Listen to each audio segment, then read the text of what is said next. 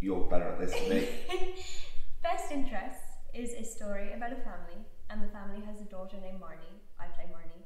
She has a very serious medical condition, and our story meets them at the point where her hospital believes that it would be time to cease her treatment and put her on supportive care only, and her family, out of love, disagree with the hospital's decision. So our show follows the legal process that ensues that disagreement and all of the different perspectives and loves that you can feel.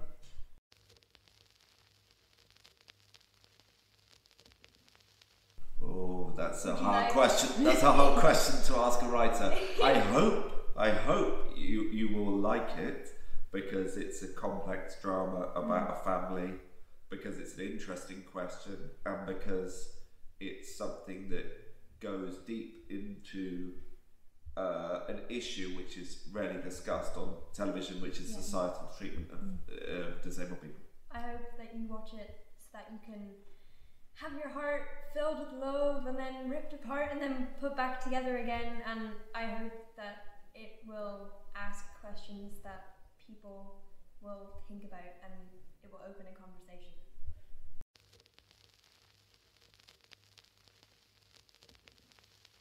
I will. My character's name is Marnie. She goes through lots of different ages in the show. So she's no specific age, but she's in her early teens. Yeah, early teens. Yeah. She is a bright, beautiful, charismatic, empathetic character. She was a joy to play, because I always used to say to the creatives and the cast, she's like the embodiment of sunshine in a person. That's how I would think of her. So whenever we had the joy of filming flashbacks, it always just felt like I could have this beautiful light of love coming out of me.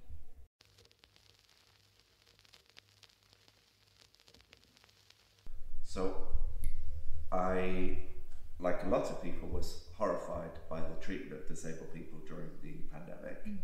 I think it's very telling on our society that we divided deaths into, that we said these are the deaths we worry about and these are the deaths we don't. I think it's tragic and disastrous that 60,000 out of the first 100,000 deaths were disabled people. And I think that TV has a role to play in telling stories about that. And if we don't, I think the exclusion of disabled people from our screens is part of what led to that ableism during COVID. And so if we can tell disabled stories, if we can take people into disabled lives and tell the complicated story of disabled lives, that it's not just people who are full of sunshine, it's also grumpy bastards, it's also all sorts of different things, then people won't do that again. And what happened is horrifying, and it can't happen again.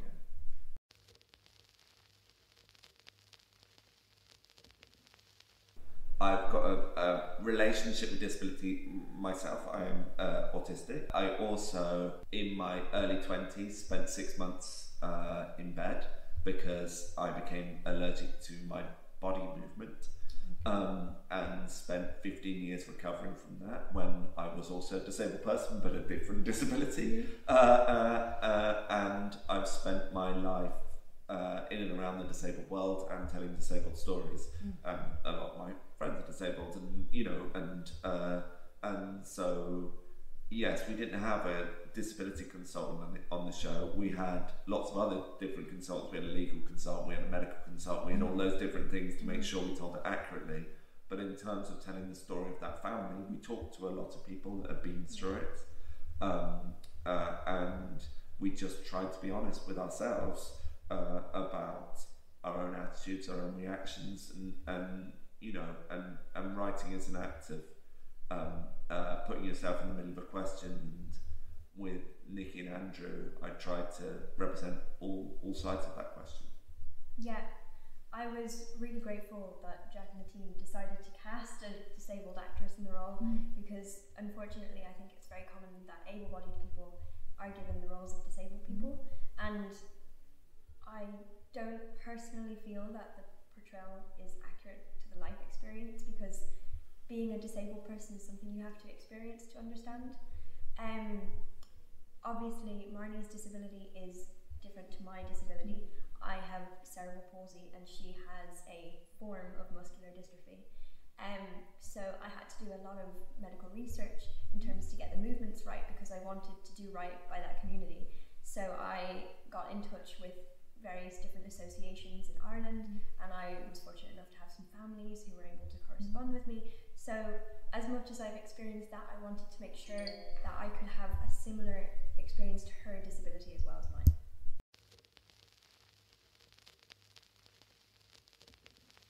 Yeah, I mean, we were trying to represent all sorts of different things. I mean, I think it's difficult when you take on the role of saying we're going to represent all of disability, because of course we can't. Wide range. But yeah, that it is important that she says that, and it's something, and it's important for two reasons. One, it's because it shows how observant Marnie is. Yes. You know, that Marnie doesn't miss a thing.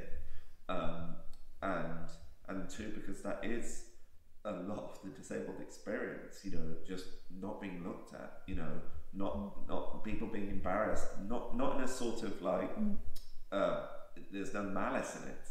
There's just ignorance, and trying to get inside that, I think is interesting. Yeah. What I think Jack wrote so well is the difference in experience for a disabled person versus an able-bodied person. I find myself that because we are at a lower place than other people, and I often find myself not able to participate in the activities of others, that I observe. I'm very observant, and that's the same to be said for Marnie. You can see things in people that other people don't see, and you notice small acts and movements and takes that other people wouldn't see, so it creates this sort of observance within you that then adds to that intelligence. But I think it was really important that we don't shy away from the fact that it is part of the everyday life for a disabled person to get the stares and the obnoxious questions when there's no nice meaning behind it. You get the looks, and I really appreciated that that was represented, because I think oftentimes people are too afraid to say that. So that was really important to me, because it's part of the experience.